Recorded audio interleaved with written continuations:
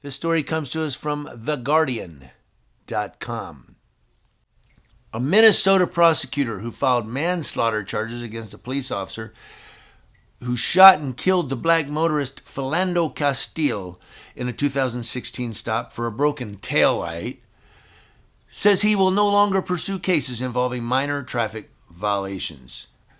The aim, according to the Ramsey County Attorney John Choi, is to reduce the number of unnecessary encounters between police and people of color that can, as in Castile's confrontation with Officer Geronimo Yanez, turn fatal. Choi said in an interview with the Daily Beast, "I'm not going to do this anymore.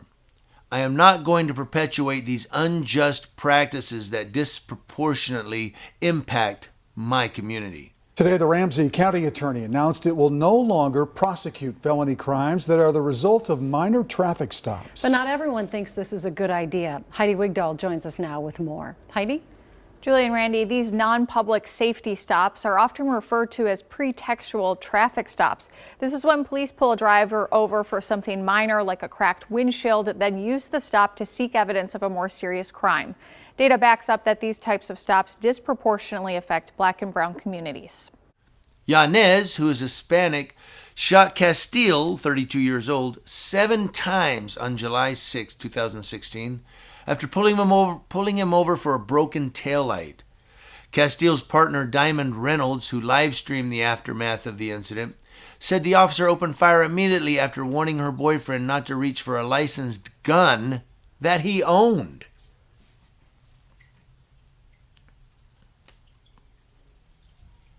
In 2017, a jury acquitted Yanez of manslaughter and other charges, of course, sparking days of protest in Minneapolis and elsewhere.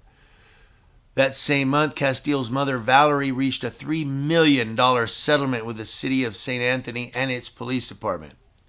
Non-public safety stops have caused unnecessary trauma and disparities for people and neighborhoods who for generations have had to have the talk with our children about surviving these incidents. In St. Paul, black drivers are 4 times more likely to be pulled over than white drivers. This is a day that's long overdue for us. And I know we talk about BIPOC and people of color, but it's been our people, black people, that have been the ones that have been murdered over these crazy stops. Stopped for no reason. What are you talking about? Philando Castile, Dante Wright. Now, Choi, the Ramsey County attorney since 2011, whose biography describes him as the first Korean-American prosecutor in the U.S., told the Daily Beast that he had never stopped thinking about the innocuous reason for that stop. In Castile's case, he had been pulled over on at least 40 previous occasions, and in St. Paul, Ramsey County's largest city, where only 16% of the population is black, 43% of the traffic stops in 2020 were of black motorists. Nationally, black drivers are 20% more likely to be stopped than white drivers and almost twice as likely to be searched, according to a New York University study published last year.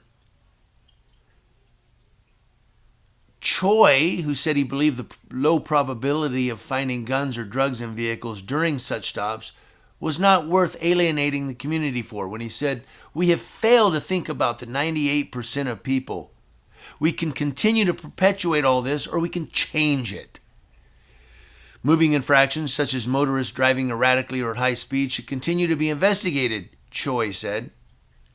This type of policing practice really does not deliver public safety. In fact, much of the research suggests that the actual recoveries of contraband, of drugs and guns, is less than 2%. Ramsey County Attorney John Choi will no longer prosecute cases that are solely the product of a non-public safety traffic stop or when it's the result of searching a vehicle based solely on consent without probable cause.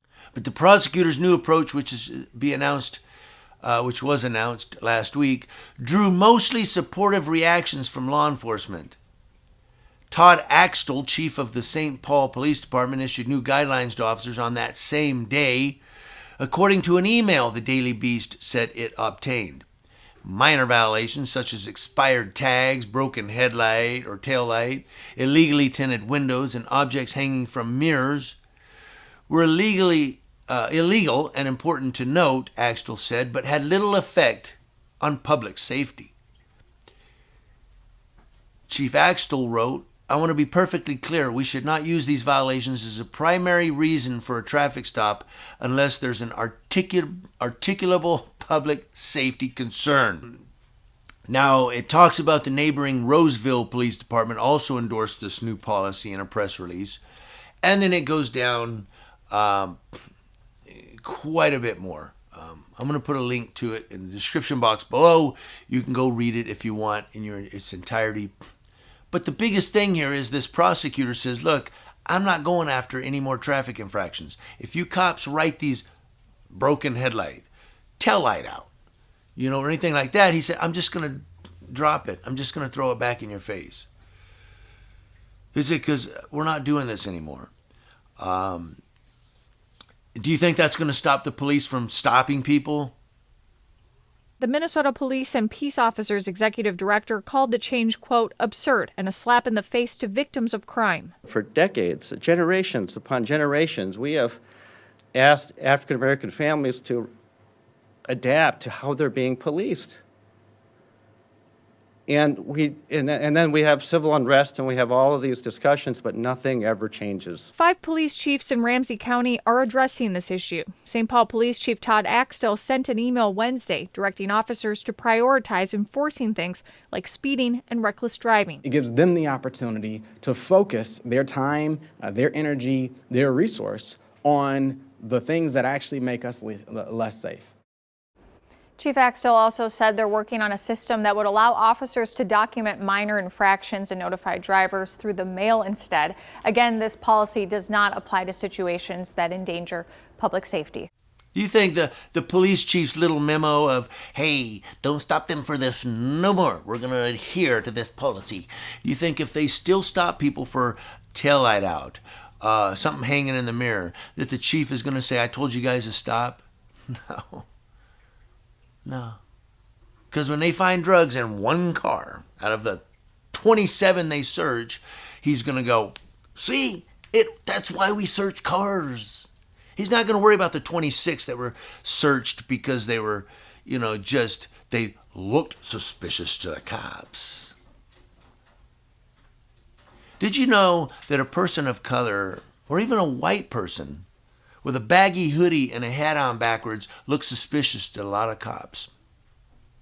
And now people say, well, cops do this every day. They have this sixth sense. They can sense out who has drugs and who doesn't. Well, if that were true, then we see a whole lot more arrests. But what I do see, and I'm out there cop watching, guys, I'm walking the talk.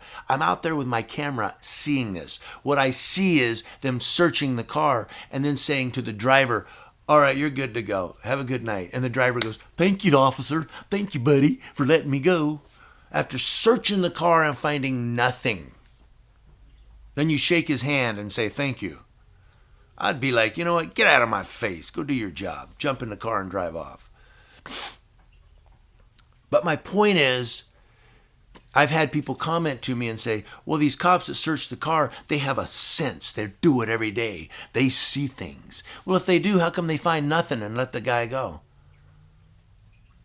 What did they see that made them search a car and find nothing? You let me know in the comment section below.